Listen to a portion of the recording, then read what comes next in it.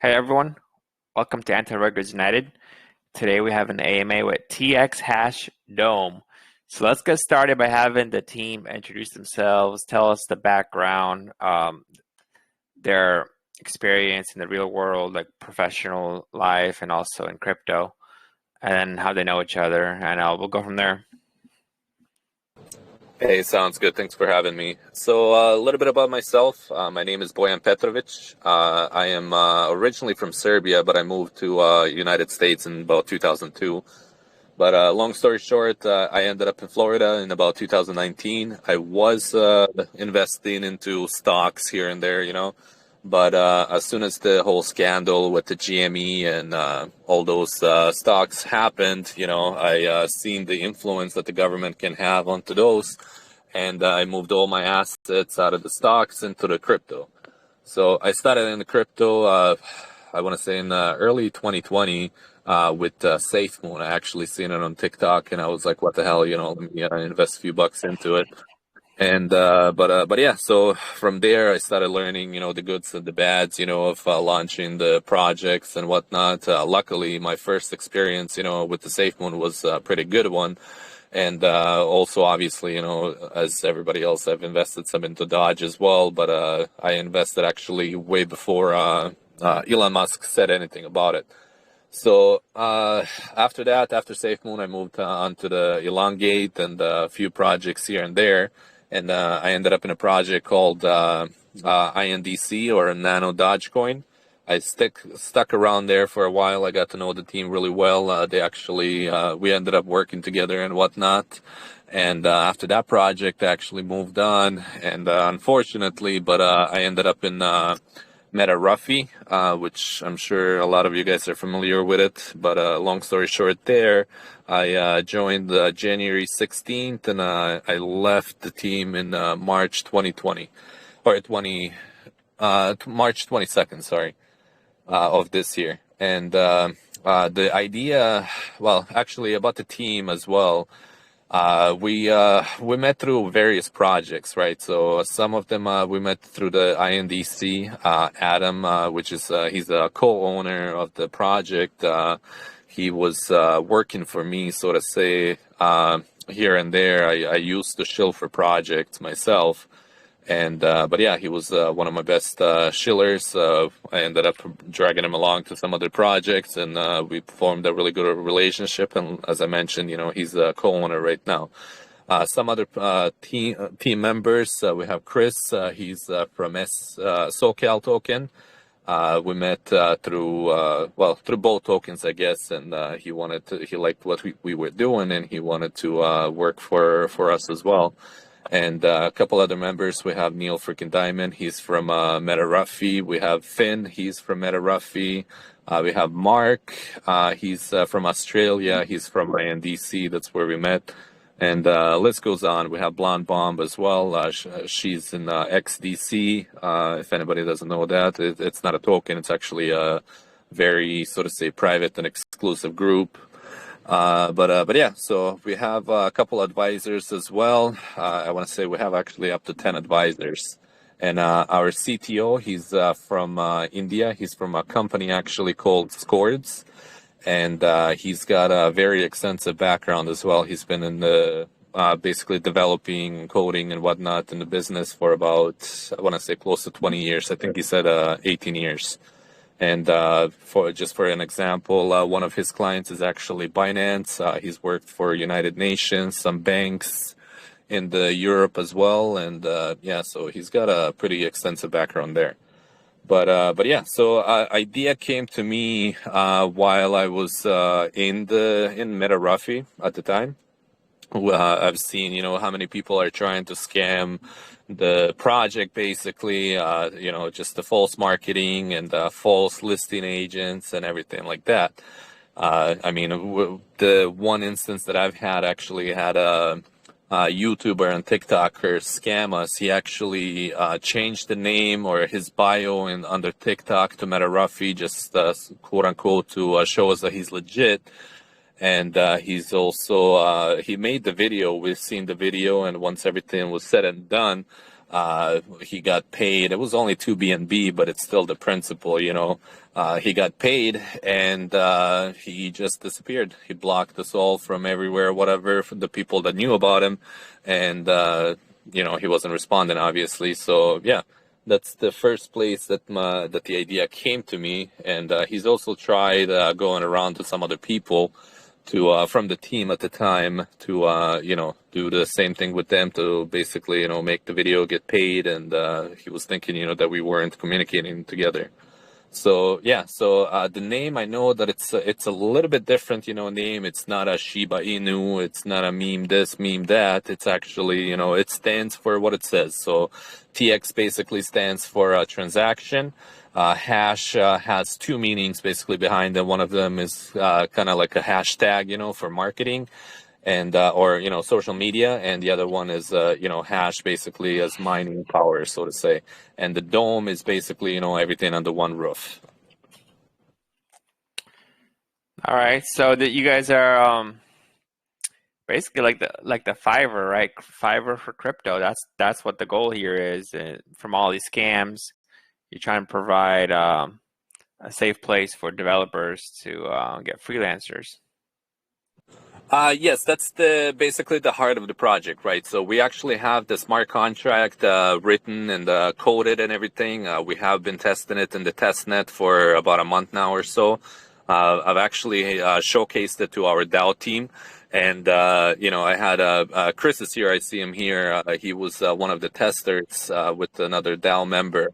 And they've tested it, and basically it's very simple, right? So there's going to be 2 ways to sign up on the website. It's going to be or the platform. It's going to be via MetaMask, and then you will be able to enter, so to say, like your username, unless you want to use your real name, which is, you know, whatever you feel comfortable with. But either way, your wallet will be the one that's being connected to it. So just the quick rundown, basically how it's going to work. So a project can basically look for, let's say, graphic designer, right? So when the service provider signs up, they're going to have all those options, you know, to basically select what their skills or their specialization is. And if they don't find that, they can also select other and input what they're basically working with, right? So the project can go to search. They can search, you know, the keywords, whatever they're looking for.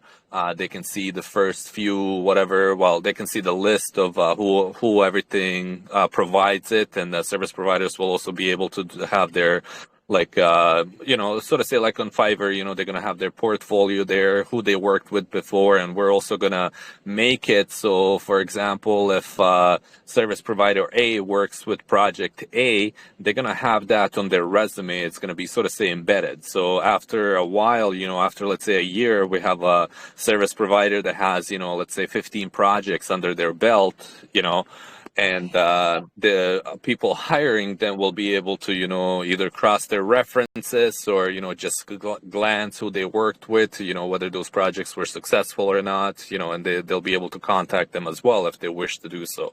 It just depends, you know, how much their own research they want to do, etc. So, and also Fiverr charges 25% basically as their fee, as their finder fee, or as the middleman, right? So we're actually going to go from anywhere from 5 to 10%, you know, depends on the volume. The more volume we get, we're going to lower the fees as well. And we're going to have, you know, discounts also for the new onboarding. And but yeah, so back to, you know, how it works. So basically the project, once they find the service provider, they'll be able to, you know, write them a detailed message and offer them the rate, right? So they can, let's say they need a graphic designer, as I mentioned, and they need a couple things made, and they're offering them 2 BNB. that service provider can, either accept it or they can actually negotiate. They can send, basically, let's say they think that their work is worth more. They can put input, let's say 3 BNB, and they can send a message back also saying, hey, I understand you need this, but this is my rate, and this is, what I'm charging, and this is what I think it's worth. And the project can review it, and they can basically go back and forth. So let's say, for the sake of the argument, they settle on 2.5 BNB. So once the service provider accepts that offer, the project is going to get a notification, and they'll be able to deposit funds, basically. So they just click on it, deposit the funds that were, initially said. They're going to get prompt to the, Trust Wallet, basically, or the MetaMask, and to deposit 2.5 BNB into that smart contract. And nobody can touch those funds, unless we have to revert the funds, basically.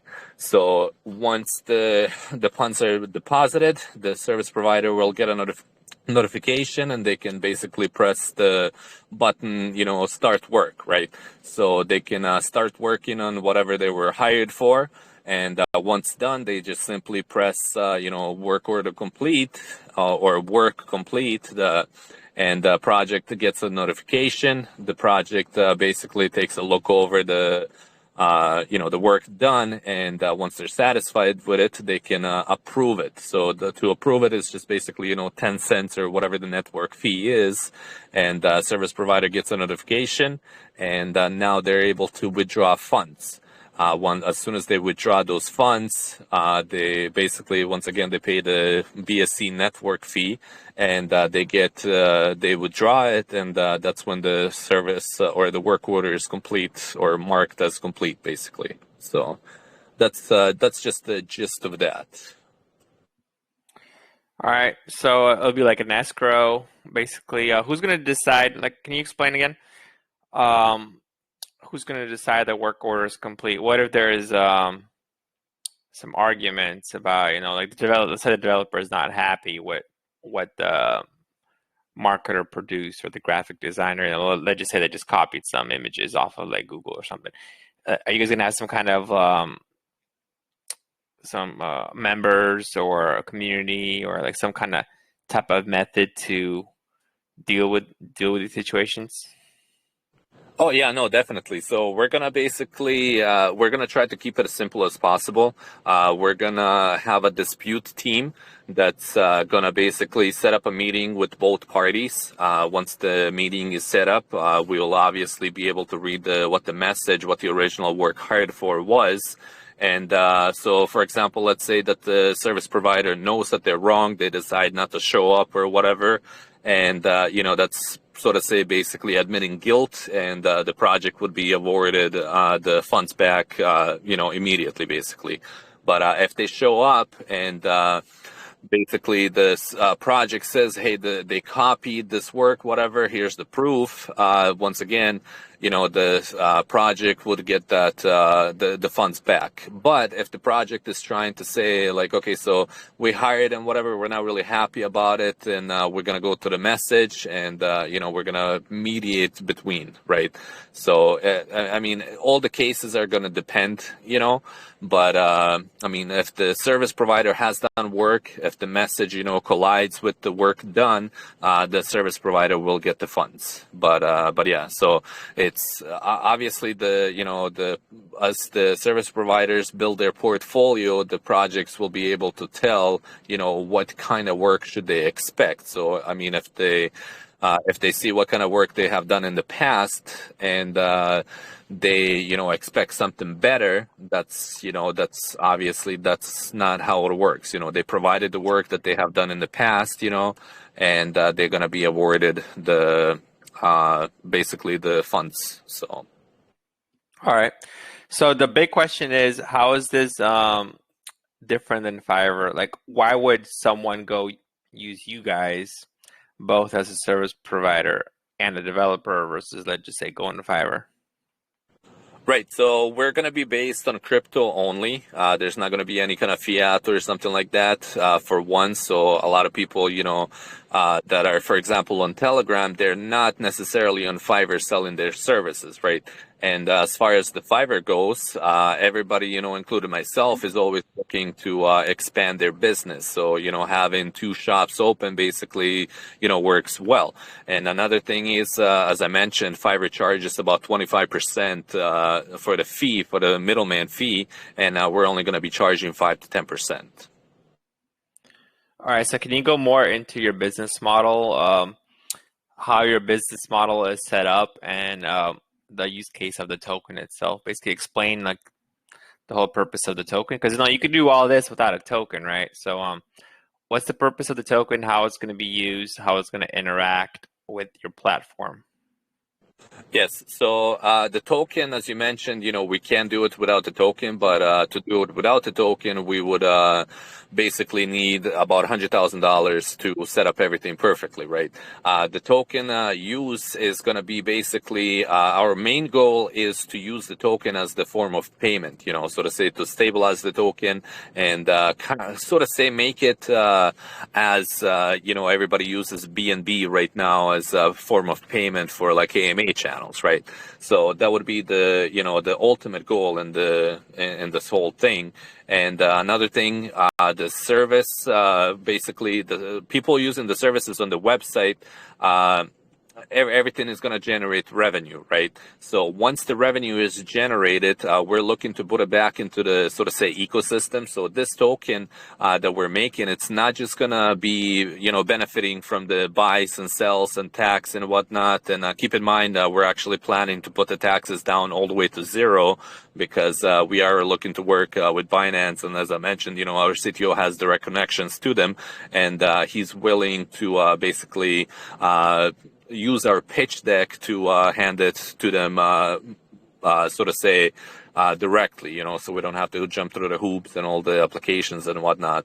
So as I mentioned, the website will be generating revenue, and we're looking to take that revenue and use up to 80% of it and put it back into the the token, so we can actually stabilize that a lot better. So the token, once again, it's not just going to benefit, and the holders obviously are not just going to benefit from the buys and sells and the tax. They're going to actually benefit from the revenue of the platform itself. And another thing, this is not actually not the only service that the website will be offering. As the name states, it has a dome in it, and we're looking to bring everything crypto into that platform. So we have the plans already made out basically to have a Launchpad as well. It's going to be coded from scratch basically to be made obviously as safe as possible, right? Besides the Launchpad, we're actually going to have a streaming service as well. The way that that's going to work, basically there's going to be a schedule that people are going to be able to buy streaming time, right? So if let's say you pick tomorrow at 1800 UTC, you pay whatever the fee is, and you at the time you get a streaming key, and you basically go to the platform. You can advertise it on your own website as well, or your Telegram, so to say, and have people join to interact, ask questions. So, and we're looking to do this basically one project at a time. So we're not looking to make it like Twitch, where you can tune into any of these projects. So we're doing this basically to generate more interest, right? So instead of watching or having an option to watch 15, 20, 30 projects at a time, it's only going to be one project at a time. Besides that, we're also going to have our KYC services as well. We're looking to partner up with a company called Identify from UK. We already had our meeting, our conference, and everything there is planned out. We just need the everything basically to start running and operational. But yeah, so the way that that's gonna work, it's gonna, it's we're trying to bring the security, so to say, and mind at ease back to the good people, right? To the investors, to the good projects out there, etc. So we're gonna have a contract to sign, which is basically if that contract is breached, they're gonna put themselves out for lawsuits, for public doxing to the victims if by request, etc. So, and also we're making it's not just going to be a NFT badge. It's not going to be just a badge that you can print out or whatever. It's actually going to be an NFT that's custom to everybody who KYCs with us. And basically the way it's going to work, we're going to take, let's say you work with Telegram mainly, we're going to take your Telegram handle, and we're going to take the last 8 of your wallet that you're working with on our platform with, and basically put it on that NFT badge and send it to you. And also there's going to be a registry list on the website with every NFT in existence, basically, and the status of it, a little bit of information about the person and the status of their KYC. So if they breach the KYC, basically, a small thing as just changing their Telegram handle, that's going to put their KYC ineffective. And that's also how the people will be able to get verified, so to say, on the website, so people can see that that we have the information behind that person. And but yeah, so that's a little bit about the KYC. But there's also going to be we're working on an exchange, our own exchange there as well. And once again, the ultimate goal for the token is to use it as a ecosystem payment currency on the whole platform. And once they get that token, they can either cash it out for BNB or USDT or anything like that, or Ethereum, whatever they wish to do with it. So, All right, let's go back to the KYC real quick. So the NFT, is it going to have graphics? Is it going to have something like specific, or because I was actually thinking of doing NFTs for scammers. Like, if there's scammers that we actually have their docs info or their docs or KYC, we'll just put them up, their full names as an NFT. That way, let's say 10 years later, their wife or ex-wife or kids are Googling their name, they'll be able to see that the dad is a scammer, You can't take it off the internet once, there's an NFT oh yeah, made like definitely. that. So yeah, definitely. So we have it's gonna look like basically sort of say like NFT, obviously, but it does have like I mean, I can send it to you. Give me just a second. I'll send it. Do you mind if I send it in the chat? Oh yeah, I think it should be able to go through. If not, I'll resend it. That's a cruel punishment for scammers, I would say. Yeah, because you know what I mean. There are like these guys that do fake KYC and get paid, or they use a real name, but they're not actual part of the project. And I'm like, yeah, like if the consequences are nothing, they get paid 10 grand to the KYC, like they'll do it, right? But if the consequences are severe, then if say the government starts cracking down on it, then it'll be a lot less people willing to do these things. So one of these things, like having your name permanently associated to a scammer and have an NFT out there, that's one way. Oh yeah, definitely. So yeah, that's why we're doing it. And as I mentioned, there's going to be a registry list on the website itself, so you'll be able to look for those people. But as soon as it goes ineffective, we can put their name, their document, everything on that next to that NFT. Marking them as a scammer. So anybody that wants to sue them or whatever, they'll have that information handy. And I just sent you the NFT to you, so Okay. All right. I'm not able to send that in the group. Yeah, I just forwarded it. So like the big thing with KYC is usually if scammers are doing it or projects are KYCing to scam, they're not going to use their real name anyway. They're like either going to have fake documents, get a fake ID, fake passport, or they'll hire someone from like usually a third world country, or especially where law enforcement doesn't really care, or crypto is illegal anyway, so you can't really like bring him to justice. So do you guys have any? And I know like some of the launch pads like Pink Sale, the KYC they do, either what they do or the services they use, they don't really go into detail. So that's why these guys are just getting away with it being fake. All you have to do is show that you have that wallet, and anyone could do that. And they could create fake, names, and they don't actually go into like, Googling their socials and seeing how old they were, if there's any name changes, if anyone actually knows this person, right? So do you guys have anything that's gonna basically help with that? Like, is your KYC gonna be different than what's currently out there to where like anyone could just fake it? I mean, I don't know if they're going to be able to fake it, right? Because, people find a way for everything, right? I mean, even scamming finance, basically. But we do, like I said, the company that we work with, it's identified from UK. They have different packages, right? So if we see that, so to say, it starts taking off, they're actually able to do the background check on those people as well, right? That's one thing. And another thing, the KYC, it's only going to be done by appointment. We're not just going to let everybody pay whatever the fee is, to just to make some money off of it. No, that's the goal is, to try to make it safe, right? So once the appointment is done, once all the, because they're gonna have to verify through identify, and once again, as I mentioned, they're gonna have the they're gonna have to go through the hoops, right, to get to it. And identify, actually, they gave me a little bit information how it works. I mean, I guess I can disclose it, right? But when they take a picture of their ID, they're actually taking a video, right? So you as a user would only see a picture, but Identify would actually have a video to see if you're, trying to do something weird, right? So that video would be actually provided to us on the dashboard, and we would see if they're trying to, put a fake document or, something like that, right? And they have, I can't remember how many countries they have, but they have basically access to, a lot of databases for the documents.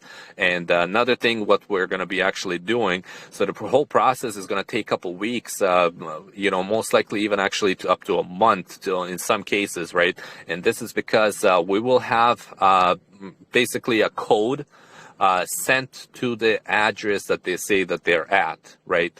And if basically there's going to be a contract, so to say, in the letter as well, saying that if this is, provided, to falsify the documents and whatnot, that the address receiving this code will be sued, right? So let's say you have an aunt, whatever, and I don't know if you're from the United States, but let's say from Michigan, right? And you want to fake a document, whatever, and you send the address that's over there. So let's say the Identify doesn't catch you or anything like that. We would send the code, to verify your address, so to say, via mail to that address, right? And if your aunt, whatever, receives it, the first thing she would see would be basically a letter saying, hey, this address will be recorded as the KYC for this person. If this, person does not live here, you will be liable for, any kind of damages that this person does with this, right? So some of those people may think twice about it, right? Because now we have basically a document saying, if you hand this over to the person and they don't live here and they do something wrong or whatever, scam somebody, let's say, you will be sued for those damages. Okay, all right. Another thing I would suggest, if you haven't or you're not doing it yet, is do a background check. Order a background check as part of the process. Not only if they fail it, but or they scam, but like as part of the KYC. And that's one way to actually weed through all the fake guys. Make sure there's a background check for them, and if they're in a country where there's no info and no background checks, then sorry, you could just automatically reject it, because most likely they are probably using fake names, or they'll be able to scam really easily because no one knows anything about them, right? For example, if I'm KYC myself, and you could look me up, you see where I work, you see where I live, how many properties I own, things like that, which is public info a lot of time for people that actually are real people. And the kind of people that should be running projects, right, is normally they have something, there's some public info on them. So I would say that's actually a very good way to pass KYC is by including a background check. Oh, yeah. And as I mentioned, that's why we're actually going with this company. And I can tell you the company that, for example, Pink Sale uses, I believe it's Verify or something like that. They are a very cheap service, right? The service that they have, we actually looked into it. It's about $50 a month is what they pay. The service that we're looking into, they have all this available, right? Obviously different packages. So if the project, so to say, like I said, succeeds, that will definitely be included. And I can tell you, I think one of their packages for a year, I think it's like up to like 2,000 verifications or something like that, is close to $10,000, right?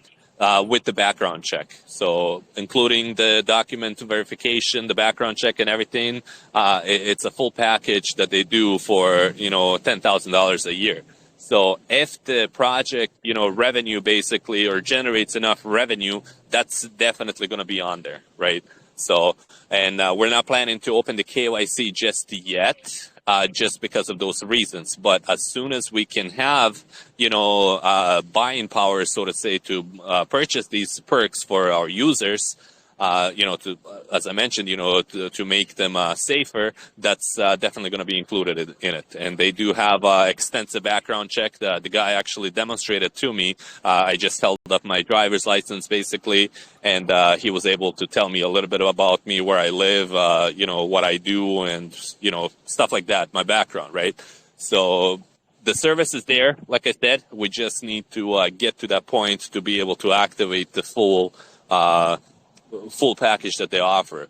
But as you mentioned, this whole thing can be done without the token, whatnot. But it's cost us so far about close to $20,000 for the platform, for the escrow contract, for the UI, and myself and Adam actually have spent about $10,000 combined just on marketing ourselves. So if you have money, yeah, you can accomplish all this with it. But, we were forced. And as I mentioned, I was in Meta Ruffy as well.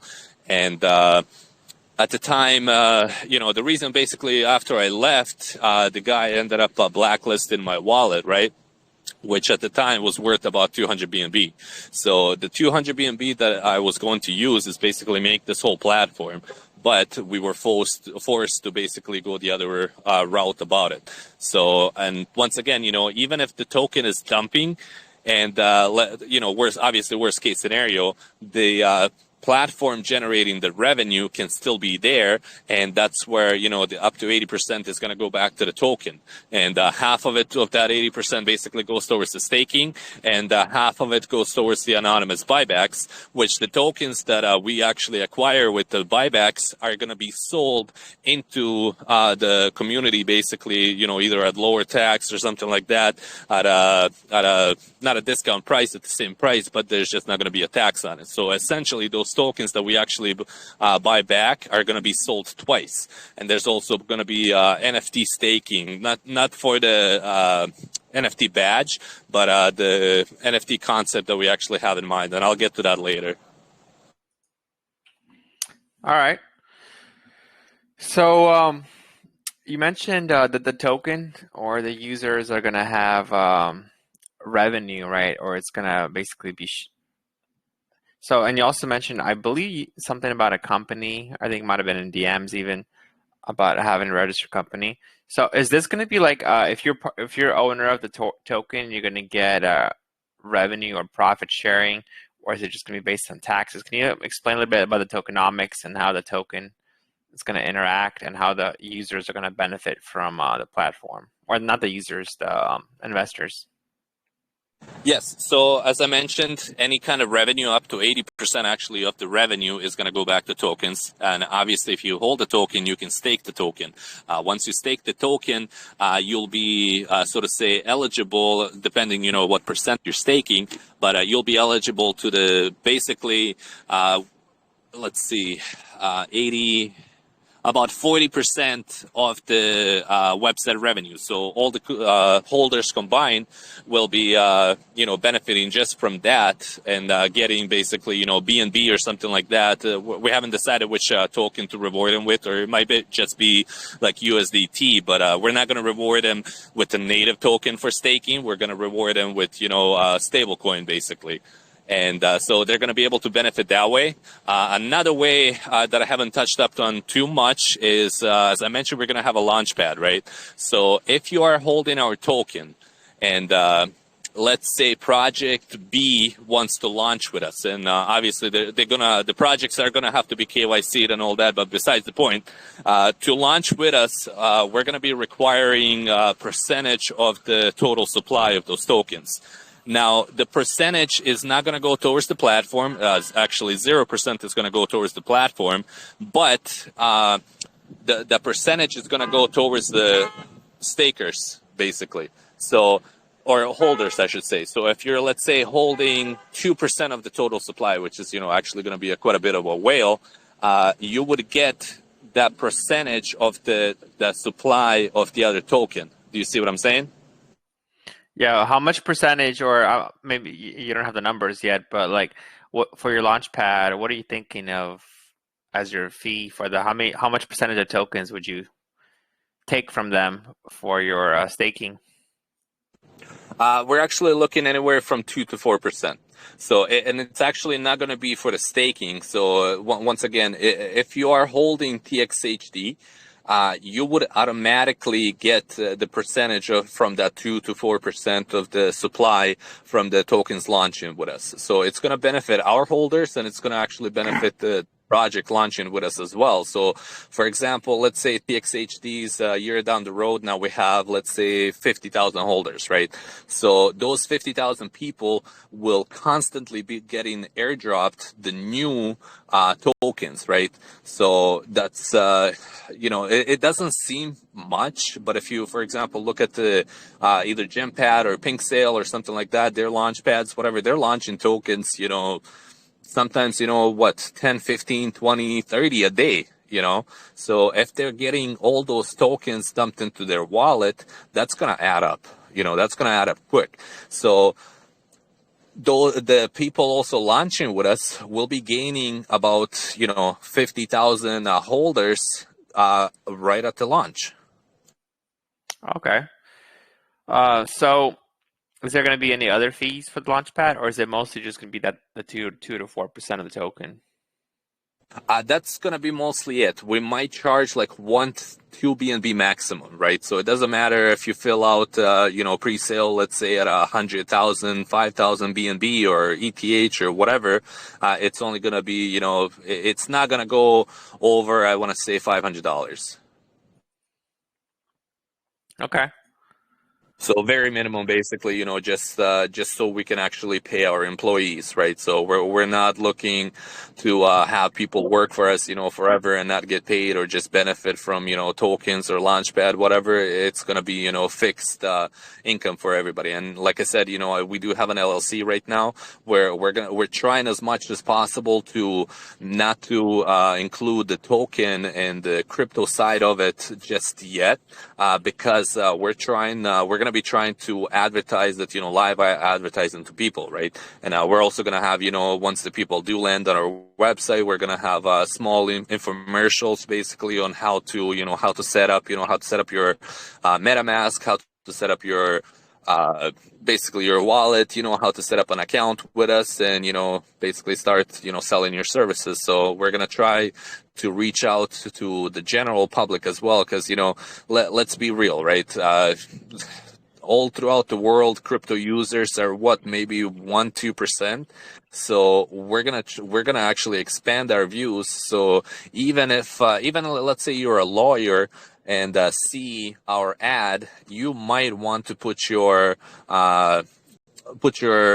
services on the website, because it's going to be free to sign up, right? So it's going to be free to sign up if you want to KYC. Right now we're going to start, obviously low rates, whatever, until we get to those fixed rates, and the people can start building up their businesses, so to say, from there. Yeah, definitely. All right, so let's go talk about the tokenomics real quick, about the token itself.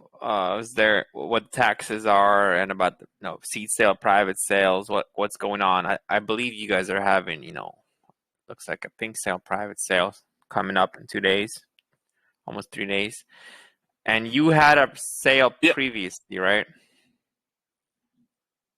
Yeah, so we had a seed sale. So basically, as I mentioned, I was not able to fund the whole project myself, and I reached out to to just the close friends and whatnot, and told them this is what I'm planning on.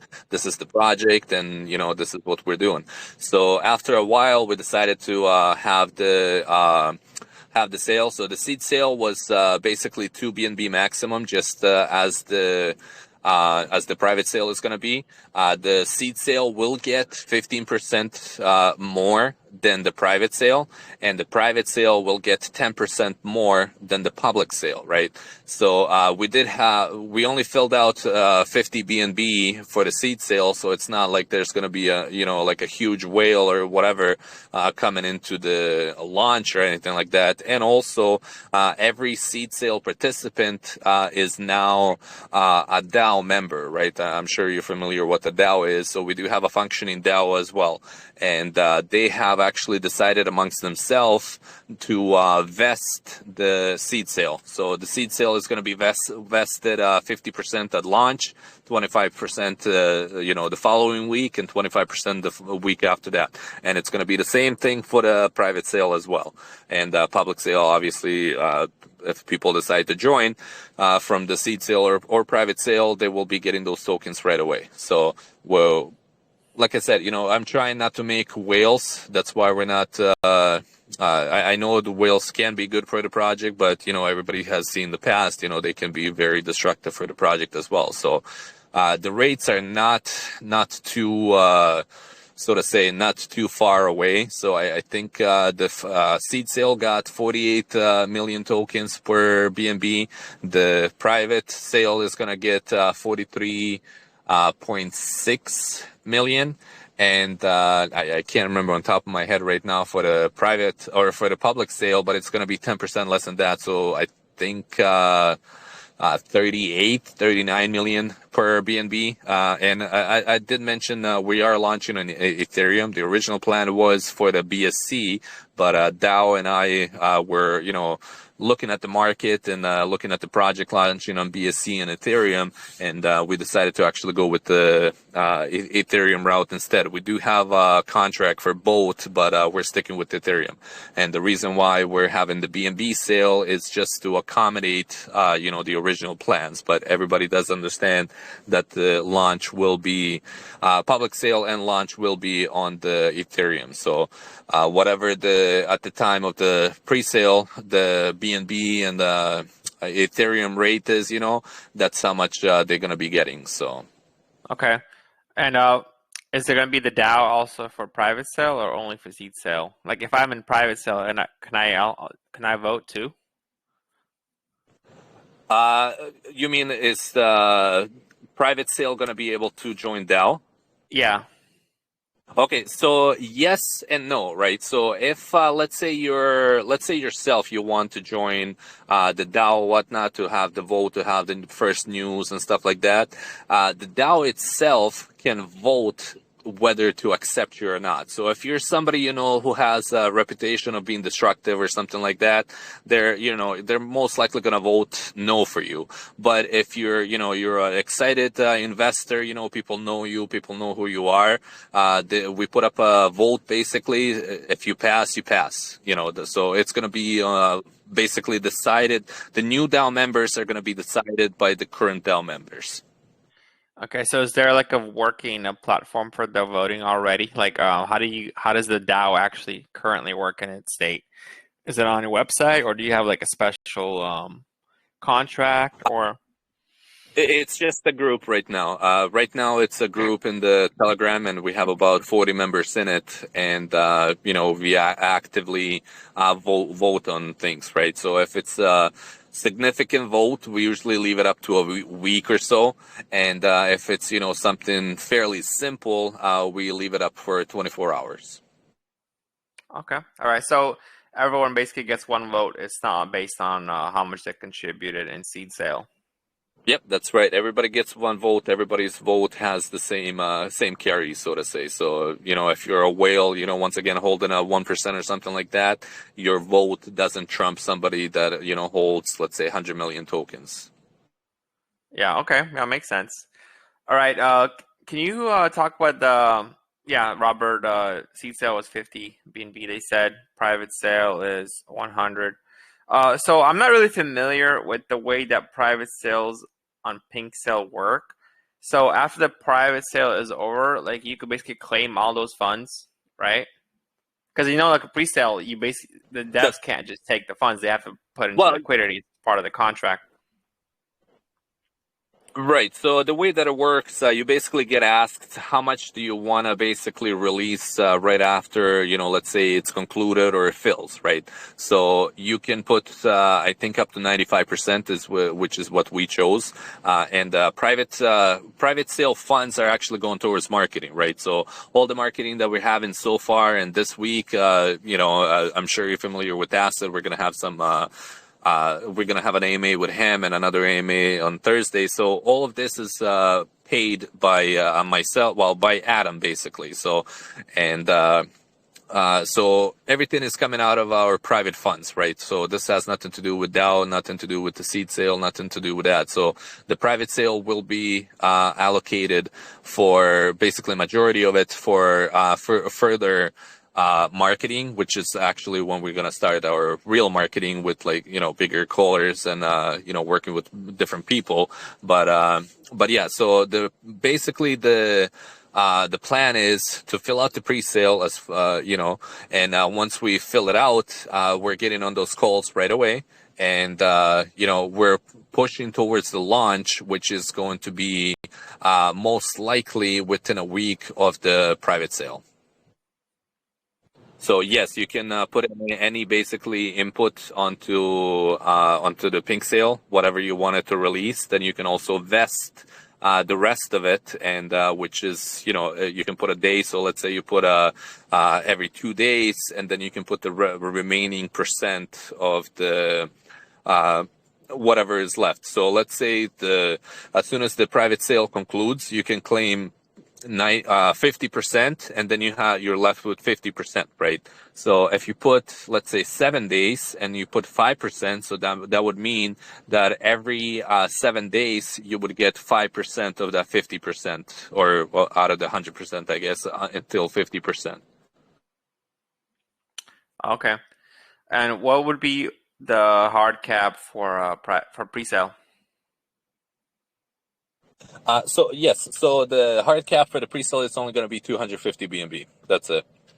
So and are you guys going to use all 100 BNB to market for pre-sale? Because that seems a little bit too much. Or are you planning, let's say, to use 30% of it, and the rest of it is going to be used for later on after a launch? Yeah, no, we're looking to work. I mean, I don't know if you want me to drop any names in here or not. That's up to you. But let's say so we're looking to work with Venom. We're looking to work with Golem. We're looking to work with Caesars, right? So a couple top tier basically AMAs, right? And once those are done, we have another guy that we're looking to work that actually works just with Ethereum basically on Twitter to help us out there too. And I think he charges 1.5 Ethereum, for the contract with him. And that's pretty much going to be it. We're going to save some funds, obviously, for the actual onboarding marketing, right? So we have plans to start with, for example, Facebook marketing, and we're gonna target like the overseas countries, right? Because pay-per-click is gonna be a lot less than, for example, if we were to market in the United States. So the portion, or I want to say bigger portion of those funds are gonna be used for the onboarding, right? So onboarding with Facebook, with Right, correct, right? And we're gonna actually, Yep, and we're gonna create a team as well for example, Fiverr, as I mentioned it before, and we're actually gonna go live to all of those people, basically that work with crypto. Well, I don't want to say all because obviously that's impossible, but to all the people working with crypto that we can, target and let them know, hey, this is our platform. We're, having a grand opening, whatever. Use this discount so you don't have to pay the fees, and the fees after that are gonna be, 5 to 10% per job, basically. And this is just, to expand your business. There's no sign up fee. There's no any kind of fees if you don't sell anything, whatever. So that's the main goal, right? So once again, if we have revenue incoming from the platform, the platform is going to take care of the holder, and it's going to take care of the holders, or I mean token, and it's going to take care of the token is going to take care of the holders, right? So obviously, if people start seeing all these so to say layman's terms, all these green handles on the chart, and those, let's say, those buys are only coming from the revenue buybacks, they're gonna start buying as well, right? So people usually wait to buy until they see green, and they wait to sell until they see red. So we're gonna try to keep that green trend, and just increase it. And also we're gonna go to different projects as well. Tell them, hey, this is our platform. Sign up. It's free. If you need any kind of service providers, whatever, you can find it all there. Your funds are safe. If somebody tries to scam you, whatever, you just don't release the funds, basically. And yeah, you're basically done. And the best part about it is nobody can log into your account unless they hack your wallet as well, right? So I mean, if they get a hold of your wallet, then you're in a big trouble, whatever. But to get that, they have to have the seed phrase or whatever, the key, the private key or anything like that. So that's a little bit, harder, right? So obviously don't click on any links, whatever that you're not familiar with. But yeah, so it's not like, somebody can hack your email, whatever, and get a hold of your account. So that's not how it's going to work. So, you'll go to the website, you sign in, you press the login. It's going to prompt you to MetaMask, and, you obviously approve it, and you're signed in with your profile. All right. Also, how will you sort through all these providers? Let's say, how Fiverr does. You could go and rate them, review, and a lot of people could buy reviews or have their friends, and it could be a lot of fake reviews. So it's hard to actually vet or actually know where all the good guys are. So is there anything you will do to provide like a curated list, I guess, not just like anyone could sign up and join, but like actual like provide, like, because I think what devs really are looking for, they're looking for the guys that are really good. They don't want, that's what they're not going to go in Fiverr. They don't want to go through 800 and sort through and then figure out who's fake, who's not, who has all the fake reviews, who's actually quality. But like if you can actually provide that list on your platform, I think that'd be great. So is there anything you'll be doing to actually be, I guess, different than Fiverr, to where like you only provide like the best graphic artists, or the best website development guys, and make sure that there's no fake reviews, like only basically, like, let's say someone that actually used them will be able to review, let's say. Right. So there's going to be a couple ways we can go about that, right? We can go about it. So, for example, minimum purchase from that person is, let's say, $1,000 to be able to leave a review, right? And, obviously, as I mentioned as well, if they want to be verified on the website, they're going to have to go through the KYC as well. So, and, it kind of circles back, if you want to work with somebody that's KYC or such. But either way, I mean, we're not going to limit anybody from signing or joining up or whatever, so you can be if you want to be a moderator or whatever, if you want to be a, hype man or whatever, there's going to be a place for you there, right? So, but now, once again, you don't get paid until your work is done. So there's also going to be a prompt, saying, hey, this person is, we can have like a new seller where we can put this person is not KYC'd yet, be careful, so to say. And just to get those people, to actually KYC and go through the whole process, to let us know, hey, I'm actually this person, this is who I am, this is whatever my background, and you know what I mean. So, but also the reviews are going to be done. So if a project hires a service provider, that project can only rate that seller, right? So then you would have to also see what project rated this person, right? So this is where it falls down to doing your own research, right? So you can see if the actual project is KYC'd, if they're a legit project, whatever, if they have any work done, or they just new profile. So if you see a bunch of those created, whatever, then you're not really gonna want to work with them. And also, as I mentioned before, any person that you work with will be on your profile forever, right? So if I'm a project, whatever, so let's say TxHashDome has their own profile, whatever, we hire this person, as soon as the work order is complete, that's going to show that that person worked on our platform or worked on our project, right? Or has done some work. So, after a while, that's going to add up. And we will be able to, put the rating on that person. We can be like, okay, so this person is actually pretty good. They done the project or they done the work for, this project, whatever. So, and once you see that review, you as, new customer to that person or to that service provider, you can actually click on it and you can see if that project is legit. So, but on the end of the day, we're not trying to limit anybody.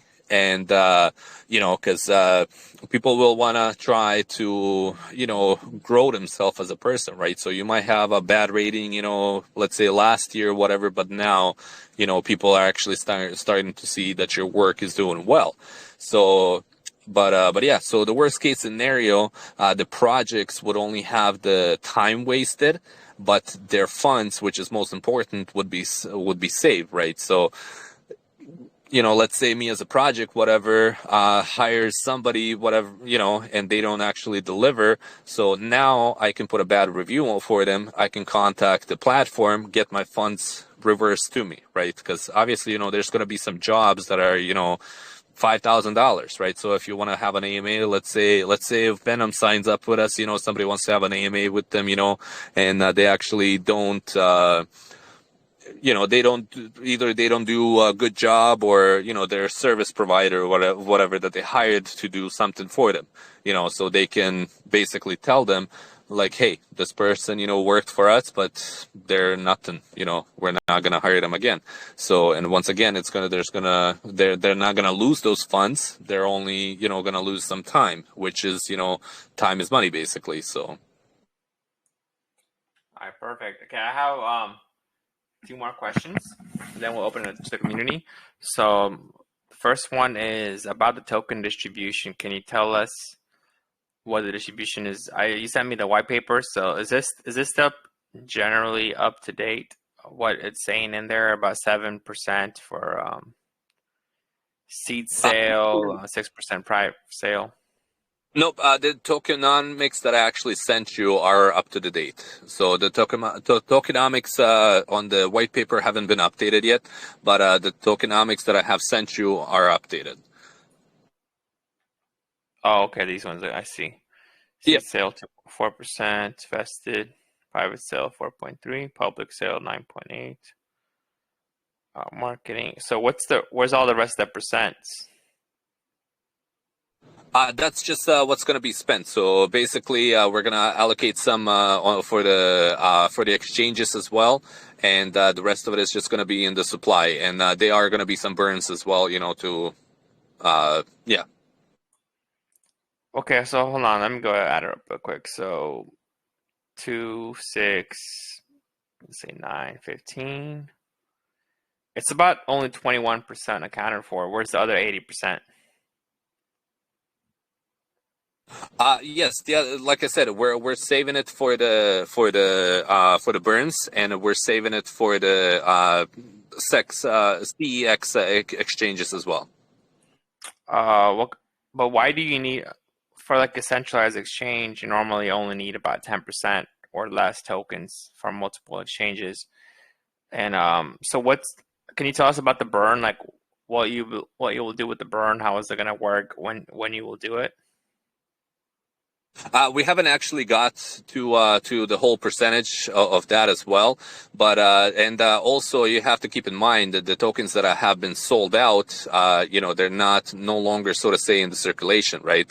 And the tokens that are remaining are gonna go to basically, let's say, Uniswap, right? So people are able to buy from the remaining tokens. So if we sell out I can't remember what you said, 21%, let's say, and how are the new users going to basically purchase the tokens, right? If everything has sold out, so No, we no, have no. to.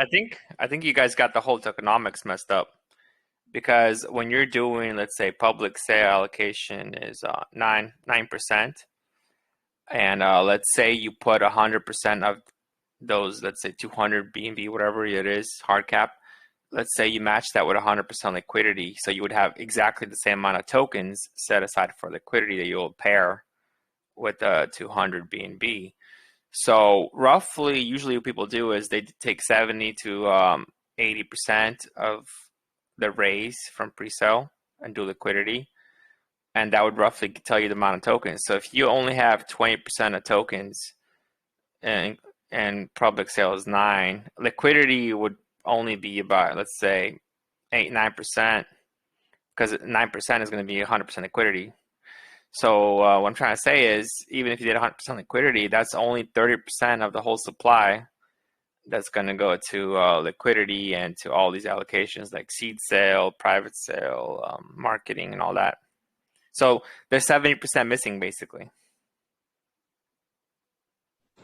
Yeah, no, you're right. I'm actually gonna have to get with the team and take a look at the rest. We just changed out the rest of it, like I said, as we changed from BSC to the Ethereum. So I'll have to take a look at it. I don't have the answer, I guess, right now. But either way, it's gonna be handled the right way. So.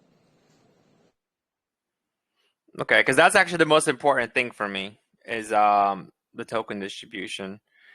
And if there is like a huge percentage that's like, let's say, set aside, it better be vested or locked up prior to pre-sale, and it needs to be locked up for a long time because I don't want to see like 30% Oh yeah, unlocked no, tokens or just cause. you're right. Yeah. No, no. The LP and the tokens are gonna be locked for at least 5 to 10 years.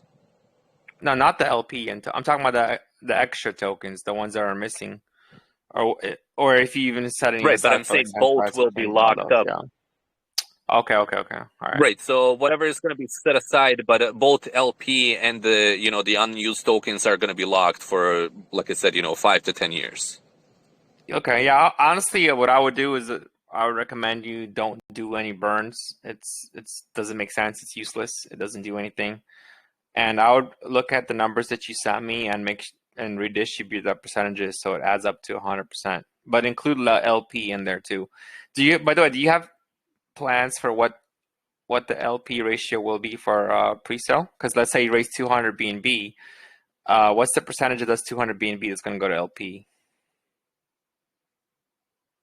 I'm not sure, but I think the ratio is either going to be like 5 to 1 or 10 to 1. I can't remember what the CTO told us, but it's going to No, be one no, of no, those. no, no. It should be at least 70-80%.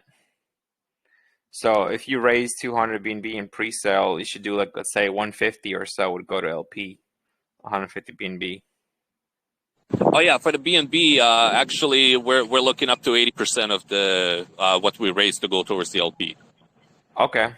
So yeah, so I would look at the numbers again and make sure it adds up to 100, because yeah, like I said, just initially, looks like about 80% is missing. So it doesn't make sense to me, right? Like 2.5% for seed sale, and public is 9%, and yeah, so and marketing allocations that makes sense, like honestly, you could also use marketing if you need to do centralized exchange listings. You could just make that into one bucket and be like marketing slash centralized exchange and all that. Yeah, I'm just saying some suggestions because I want to see like all the tokens accounted for. and like make sure they're all locked up or whatever needs to be done. Yeah, no, I got you. I totally agree with it, and I'll get you updated as soon as the AMA is done. I'll get all those numbers ready for you. All right, awesome. And there's one more question. That's an interesting question. Is a lot of you guys are from Meta-Ruffy, and I know you personally, you guys had issues. He like locked your tokens and whatever, screwed you over. But what is the main reason why because you said there's multiple devs or multiple team members that are all from Meta-Ruffy, right? So what was like the reason you guys all left that team? So first of all, we weren't getting paid, right? So whatever he said, he hasn't paid the team at all. So basically, the first week that I think he gathered up to like $1 million or something like that just from the taxes, right? So that was, so to say, his income. But so the team wasn't getting paid. So we were all, so to say, up in arms. I actually left, I think, 2 or 3 days after the launch because, he wasn't extending our contracts or anything like that. And he was just saying, so you're working basically for free until we hit the $1 billion whatever dollar market cap, right?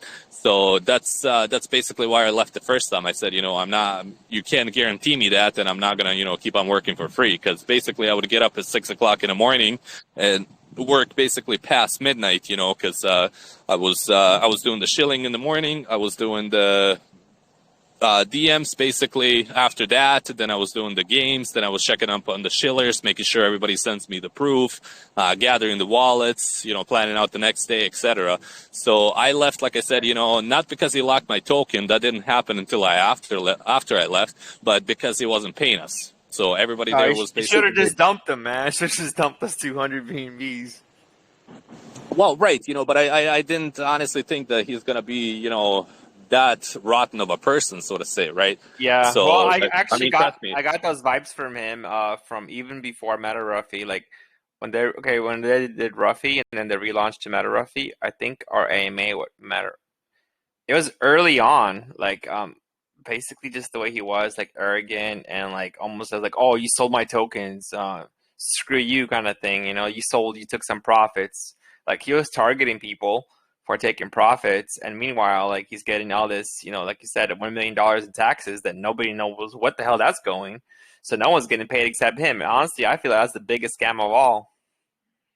Oh yeah, no, definitely. That's why I said, we're planning to pay our team, and that's going to be coming it's going to be coming from taxes, whatever, until the revenue is able to take care of that, and the remaining 20% is basically going to go towards the team.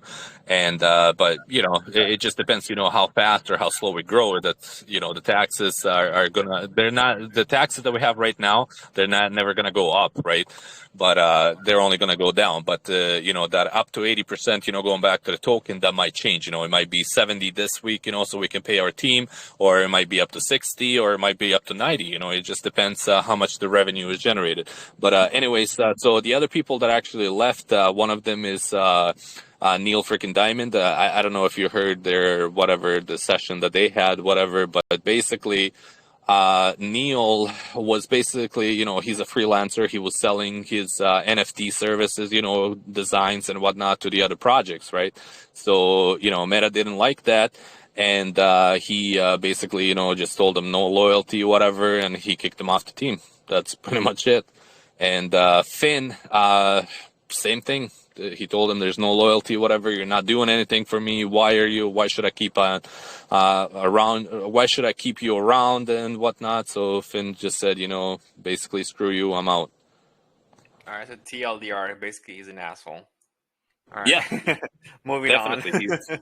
Yeah, he's only looking out for himself. I mean, there's a couple members that joined him, and I've seen them taking advantage of him. Like, for example, one of the core members that he brought onto the board, the member was only bringing him his friends to do some side jobs for him, right? So one of them was basically to do some Reddit trending and stuff like that, and he would pay those people. So basically, the person that brought him would be getting cut from from the person that got paid. So yeah, it was just a mess, whatever. Nobody besides outside people were, so to say, getting paid. Like I said, I used to be a shiller, and shillers used to get paid about, so if you ended up basically on the top 3 spots for the whole week, you would be getting about $350 a week. And I was getting nothing. I was like, are you serious? Like that makes no damn sense. Slap in the face. Right. So, but yeah, he couldn't understand that. And he's like, well, we're all working for free, whatever. We're working until we hit the 1 billion, whatever, market cap. And then we can start selling a little bit of our tokens. So I was like, that's, you can't guarantee me that. So, that's and never gonna happen. Well, right. And I mean, I told him that's, that's one in a whatever, million, if not billion projects out there that, make it that far. Right. So, and I mean, even here, I'm not going to promise anybody, that $1 billion market cap or anything like that. All I have is, the data that I have right now. And if I don't have it, like I said, I know where to get the answers and I'll get them to you, right? But I'm not going to sit there all day, preaching to you, yeah, we're on our way to 1 billion, whatever, who knows? We might reach 1 billion, we might reach 100 billion, we might reach, 10 million. I don't know that. I can't, sit here and tell you what, nobody knows. So, I mean, if anybody knows, here, let me know if I'm wasting my time or, if everybody's going to be well off, basically. So. Yeah, definitely. All right. I'm done with my questions. We have a couple more minutes. We have an event in about 6 minutes. So I want to get everything wrapped up. So let's go open to community, guys. Anyone has any questions?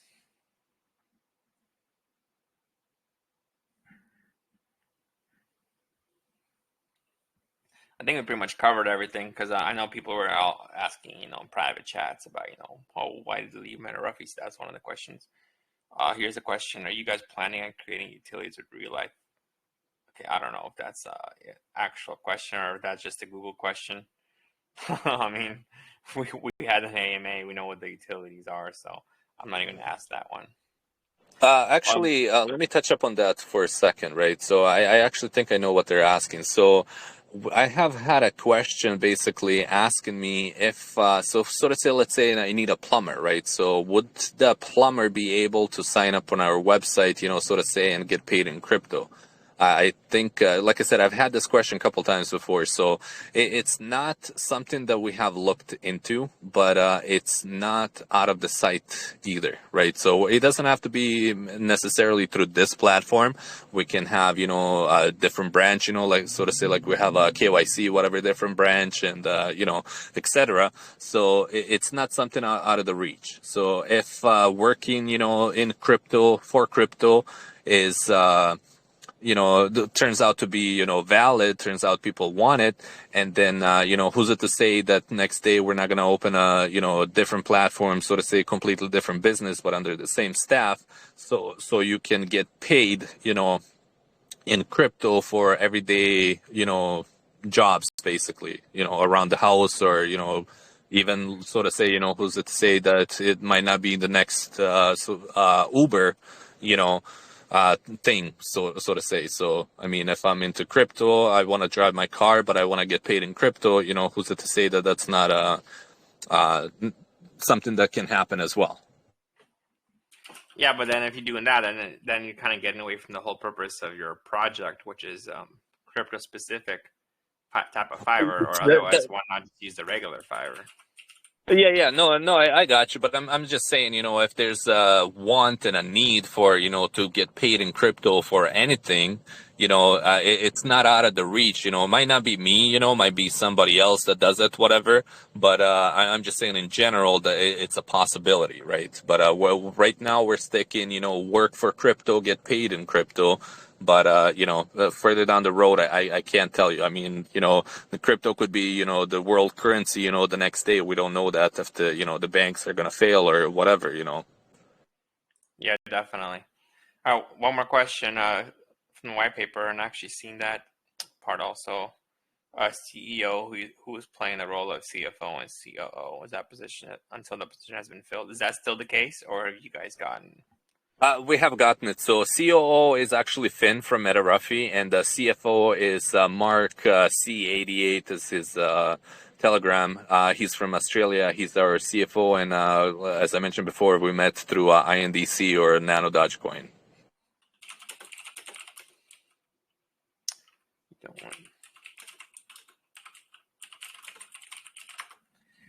Another question: what strategies are you guys taking to keep people interested in your project during this bear market? And I said you don't win prizes by asking questions, but if that's indeed and you wanted to ask, so you guys can answer. Yeah, no, I mean, so crypto doesn't sleep, right? I mean, we've been, let's say 2016, whatever, we never seen these prices, right? BNB, for example, hasn't seen these prices until what, 2020 or something like that. So to somebody, this might be a bear market. To another person, this might be an opportunity, right? So we're using it as an opportunity. Even though if it's a bear market, the BNB, for example, it's not going to go too much lower, right? This is at least my opinion, right? So even if it does dip down, let's say 50%, everybody has to keep in mind that, you don't sort of say lose until you sell, right? So until you sell for fiat. So we're looking, to obviously be a long-term project. So we're not looking, just to be a pump and dump, so to say, project. So if that's what people are looking for, I would, suggest you to actually, to stay clear. But so, like I said, to me, I find this as an opportunity, right? So, I mean, who's it to say we launch and let's say we're sitting comfortably at 5 million, whatever market cap. And who's it to say that we're not going to have another 2020, right? So if that 2020 happens, that's literally double, if not quadruple, of the original investment. So I think what people are missing the point with crypto is patience. Right. I know that the seconds are minutes and minutes are hours, etc. But, if you're investing for your future, you have to invest for your future, which is not just tomorrow. It's actually, it can be, months from now, basically. So myself, I'm picking up whatever I can at the discount, so to say, right now.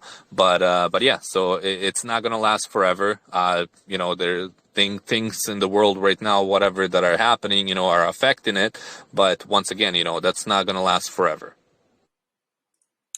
All right, perfect. All right, we ran out of time. I have a event that we're starting right now in a couple minutes, educational type of thing.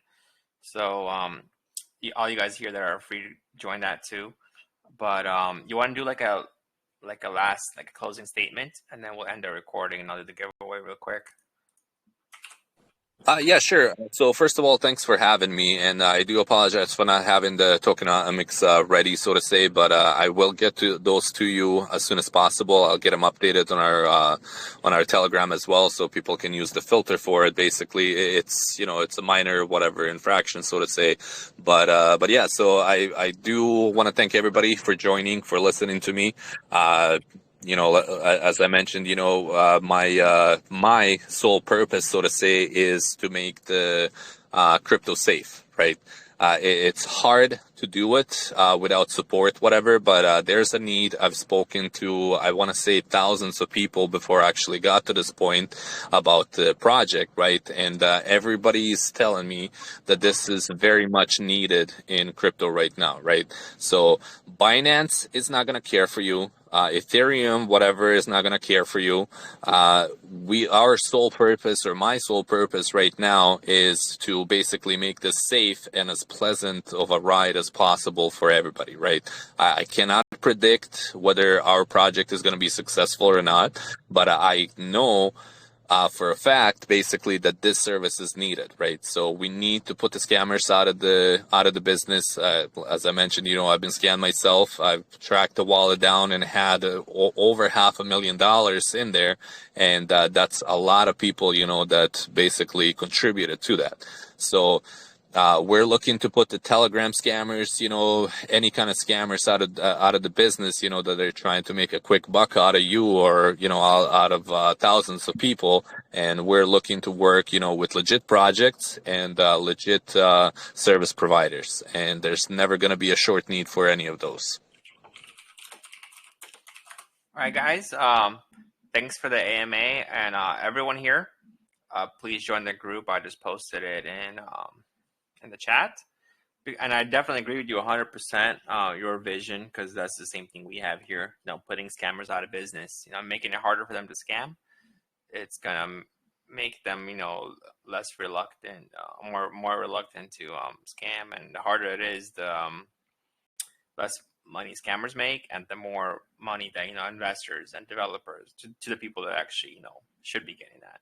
So I definitely 100% agree with both the use cases you guys have, everything really, the Fiverr section of it, and everything else. So I want to wrap it up right now. If I may say one more thing.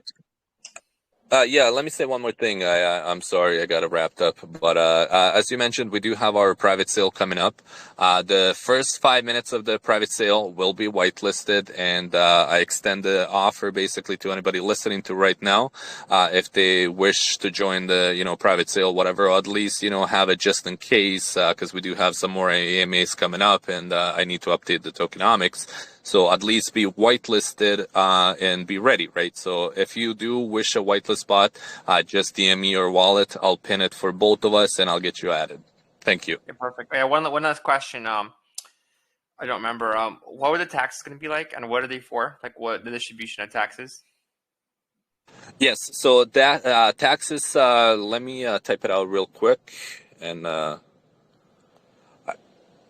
Okay, so the buy tax is going to be 10%. The sell tax is going to be 12%. And this is only going to be for the first week, basically. They will get lowered down significantly.